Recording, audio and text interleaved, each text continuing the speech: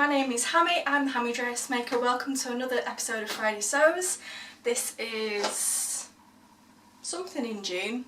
That's how long it's been since I've done any filming. Can't remember the date.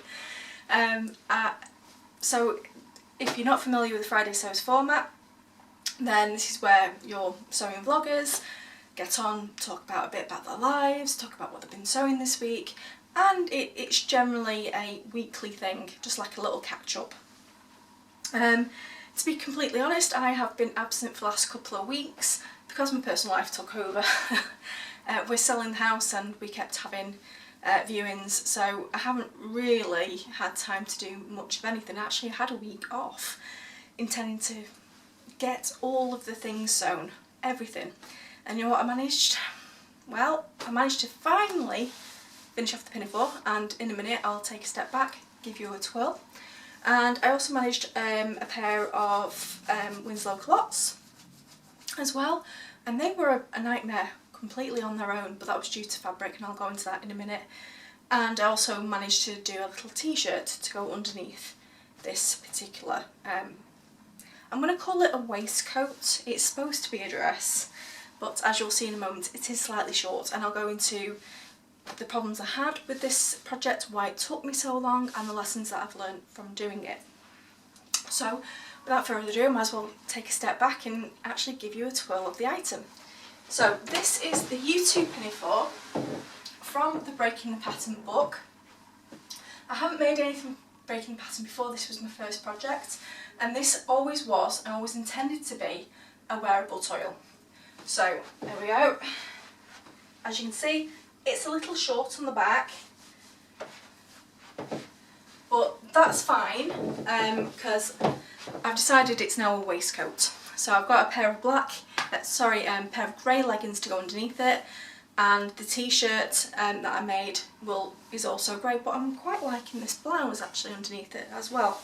So in terms of fitting issues, well, I found the instructions incredibly difficult, so it's not quite as neat as I wish it was. In fact, I'm unpicking some top stitching I thought would help, and it didn't stop the facing coming out because I just couldn't figure out how to do the understitching. I did follow the video that Name Patterns actually do, but that's super fast. It's way too fast as an instructional video. I think there's a lot of assumed knowledge about skill there, and I consider myself not inexperienced. I've tried quite a few projects before, but I still appreciate if I go and Google a video, it's because I need some help with it. And I was really struggling with the instructions, so a little disappointed. I mean, the video was so fast and the music was so fast, it was like it was on speed. What also doesn't help on that video is that both the thought about purely aesthetics of the finished garment, ta-da, kind of thing, and they haven't used contrasting thread, and they haven't used contrasting lining, and they haven't used a contrasting mane. So when you're trying to actually watch this video, which is incredibly fast, you can't see the detail anyway because there's just nothing there for you to see. Very disappointing. But in terms of fit, I'm very pleased with the bust because I didn't actually do anything with the bust at all. I should have done a full bust adjustment by any rights, but I'm really quite happy. This is a little big, so really I should have sized down and done an FBA. But you know what, I'm happy. This part of me I'm quite happy with. There are some kind of drag lines and things on here, and that's actually purely down to me and button placement. If I got the button placement correct, that would have been a lot better. And one of the things I found actually is that they do instruct you to put a button into the inner portion of it, and I found actually once I've put a quick snap in, it sorts out quite a few of the drag lines that were appearing up at the top. So really I need to do another one and kind of cinch it in, and that would sort out some of the drag lines on this side as well. The pattern is drafted for someone who's 5'8", and I'm only 5'4". So it may well be asked how the hell I ended up with something so bloody short. The answer is user error. So when I was looking at the pattern, I didn't notice it had this cut-off line. I did look at it and go, sheesh, that looks a bit short. And I added something like 8 or 6 centimetres actually onto the length, and when I went to cut the item, my front and back was lopsided. I assumed it was me, but when I actually got the pattern out to try and find the button placement, which is another thing that isn't very well explained actually in the pattern, then I discovered these 2 extra bits on the pattern, which, guess what, are the bottom of the front and back. So, but by that point, I'd already cut out the fabric. I was always resigned the fact that it wasn't necessarily drafted to me and I didn't shorten things. So I just wanted to go through the process of actually making the garment. What I found is, unsurprisingly, the hips on this hip are actually here. So I had these really janky kind of bits kind of sticking out, which didn't look very complimentary at all. So I had to taper down. Oh, my old boss. I had to taper down the actual hip line. So it's a little tighter than what it should be in the areas it shouldn't be. But all in all, it's done. Hurrah! So without further ado, because I'm sick of this pinafore and I'm sure as heck you are as well, I'm going to get changed into the Winslow culottes. Just bear with me. And here we go. Here's the second make. These are the Winslow culottes. There we go. I'm taking a step back all the way back here just so you can see the length of them. So this is view C. So again, it's drafted for someone who's a lot taller than I am, but I have to say I'm happy with the length. Next time I make these, and I will be making them again very shortly, in fact maybe this weekend, I'll be making these again very shortly. Now I have changed dimensions quite a lot since the first time I made them. So the first time I made them in a size 20 waist and a size 22 hip. Now I'm just going to turn around so you can see. I do think I've got a little bit of hungry bum here, so I might have to increase the hip size. But the waist size, which I then took down to a size 18, and the finished garment measurements were 38 inches. So my waist is currently 36, I think. It was just too big. I'm not sure if I've done something wrong, but I've had to add extra darts all the way around so they stayed actually on my waist. So now they're a little tight on my waist. Not unreasonably so, I can still operate in them and I can still sit down and everything else, but I would like them maybe about ½ an inch bigger just on the waist. So next time I make these, I'm going to do them in another cotton linen, which is what this is from, and I'll tell you where I got it from in a minute. And I'm going to be doing a size 16 waist and then a size 22 hip. But after I've edited it, I'm going to reassess that once I've actually turned around and I've had a look at the back. I'm not sure if it was the picture that I took kind of before. So the material with this, which is this lovely lilac stuff, I got from a company called Fridaysews. Now I have mentioned them on the channel before, but they are a bit of a budget friendly option for you. Now I got mine actually on eBay, and I bought this material last summer to make these pants last summer, and I ran out of time. Fridaysews now have their own website, and they are cheap and cheerful, but you do get what you buy, and they are very honest about the formation of the material, which you often don't get with budget sites. So you know how much polyester and how much viscose is actually in the item, so you can make an informed decision. So I think these were something along the lines of something like £6 a metre, which I think for the item that I've got is pretty damn good, because the Winslow clots are very, very fabric hungry. They take about 2.5–3 metres. So the next time I make these, and I'll show you the fabric,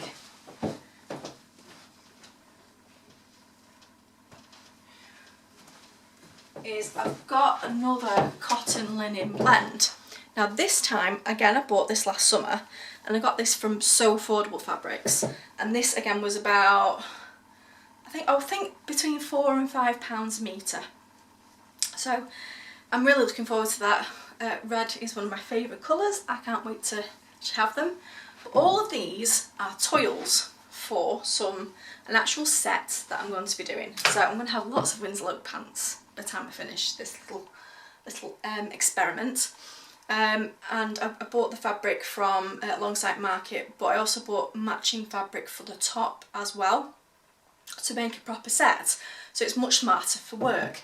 I'm very delighted with these because this isn't one of mine. It's actually from the charity shop, but it's cotton and it's actually French seamed as well, so it's a really decent feeling shirt, and I bought this for £1.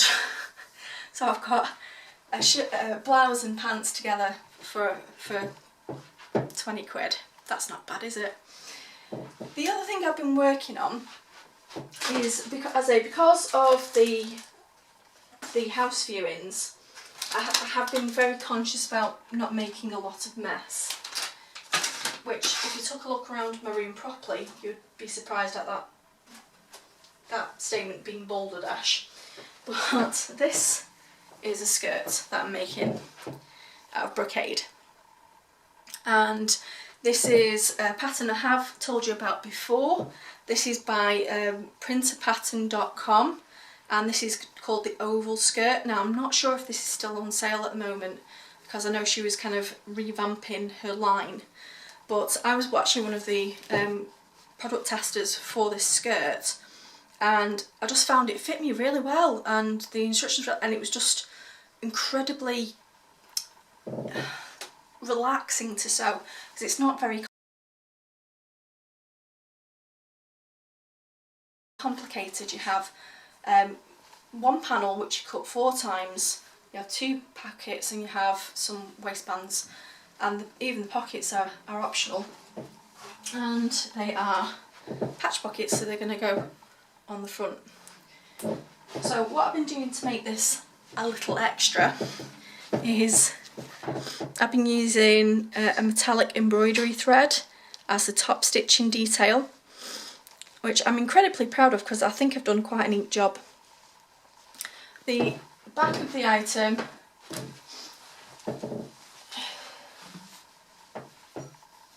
is here. And again, I've done for the zip, which is pretty much invisible. Again, I've done some decorative top stitching, which is actually part of the pattern. I think this zip detail, it's a simple thing, it's a simple way of doing a zip, but it's incredibly easy and it gives you a really good finish. So I've been working on that kind of off and on through the week, kind of as well.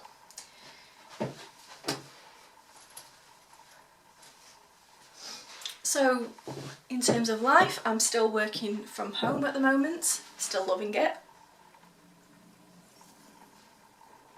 I look forward to seeing my colleagues, but I think the working from home life suits me, I think. I've also made a serger mat, and this weekend I'm going to be working on a present for a friend. I'm going to be doing something completely different, which is, shall I tell you? Oh, she'll watch it anyway.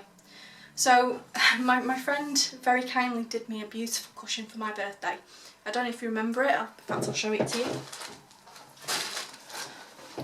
Which is this rainbow with this lovely quilting detail on the back.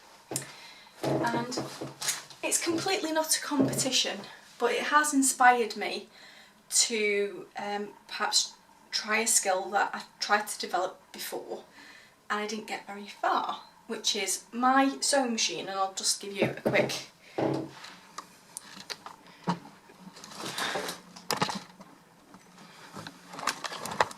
so yeah, this is my sewing machine, and this is a Toyota Okaki, and Okaki actually means drawing. Now, for inexperienced sewists out there, you'll be screaming at the screen at the moment saying, if you can lower your feed dogs, any machine is potentially a drawing machine, and that's absolutely true. But this one has a couple of tricks, and the trick is that you can change your stitch length according to your pedal.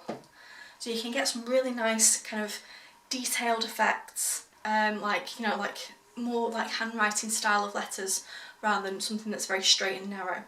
So that means that it's much easier to draw and get a lot of dimension with the drawing. So I have been using this Summer Garden colouring book, an adult colouring book.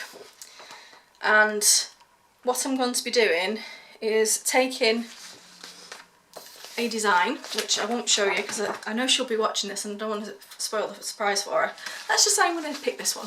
So this particular drawing, I've been picking out the bigger flower details, putting it onto tracing paper so then I can trace it, can actually stitch it onto the fabric. I'm also going to be trying my hand at some applique with some of my scrap fabric, because I have been very, very good this month. I haven't bought any fabric, I'm actually in fabric ban. So I am going to be using some tricks. So the pattern that I picked has things like, oh, I'm not sure overexposed. So you see this here, it's supposed to represent a dandelion. And I've got a set of feet where you can do fringe detail. So you can give it like a little floofy thing if you want. So I just want to have a play and see what I come up with and do something that is a little different for me, something a bit different from garment sewing, something a little bit more creative. I'm rubbish at drawing. So this may not turn out at all. But if it does turn out, I'll take a picture, and if my friend says that's okay to show it off, I'm sure she will, then I'll show you next week, because I'm actually on deadline with it because I've got to send it off for Monday for a birthday. So that's really been it. You know, like the UK is, one day we're in, one day we're out, one day we're coming out of lockdown, one day the numbers are ramping back up again. So I don't know what else to tell you really. It's same old really. It's the weather has been beautiful, hence the Winslow Clots drive, and moving away from my plan, which was the Harrison shirt. I mean, it's all cut out and everything, but I'm just not feeling something so complicated at the moment because it's so hot. I just want to kind of sit down, do a nice simple sew. So I've been coming home, walk the dog, come back, spend half an hour at the sewing machine, and then I clean up quickly, and that's been nice. I will build up for a more complicated pattern, I'm sure, but at the moment I just want nice and easy, nice and gentle. So that's kind of what I've been up to for the last couple of weeks. Hope it's interesting, hope you enjoy it, and I hope you're all safe out there. So that's it from me. I'll see you soon, hopefully next Friday. See you later, bye.